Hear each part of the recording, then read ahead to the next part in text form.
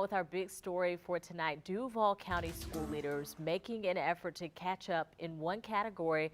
The district is way behind on vaccinations. A recent Florida Department of Health report shows less children than ever are getting their vaccines that are required for them. According to that report, Duval County is the worst in the state of Florida. We go now to On Your Side's Zach Wilcox joining us from the newsroom. Zach, the district will start to get kids out of the classroom if they're not vaccinated or haven't shown some type of proof.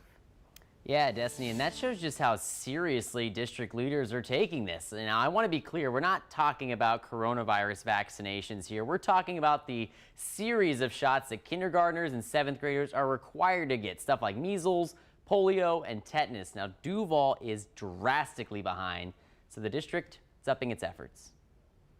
The Florida Department of Health reports the coronavirus pandemic continues to take a toll on vaccination records in Florida schools. For the third year in a row, vaccinations in kindergartners dropped. No district has taken it on the chin more than Duval County, though. The only county in the state with less than 90% of all 7th graders getting their mandatory vaccinations, all the way down at 84%, meaning 1 in 6 7th graders did not have their required shots by the end of the 2022 school year. District leaders said in a statement the numbers are concerning and they are doing 3 things to fix them. Number 1, they've launched a new software to log records more efficiently.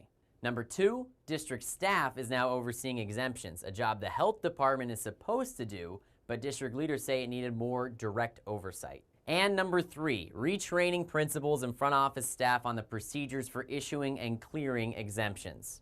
District leaders say the school board is aware of the drastically low numbers from last year's report. And thanks to the new software, the actual number of vaccinated kids is higher than the below 90% the state is reporting. The district is reaching out to families without updated records to fill the gaps. And if those families don't fill the gaps, those students will not be allowed to come to school. There's no firm date for that. Each student's situation will be handled on his or her own timeline. Now, a district spokesperson says there is not a virtual option for kids without their shots or valid medical or religious exemptions. However, he says it'll ultimately be a small number of students who won't be allowed to come to school. And if you haven't heard from the district already, you're probably just fine. In the newsroom, Zach Wilcox, First Coast News, On Your Side.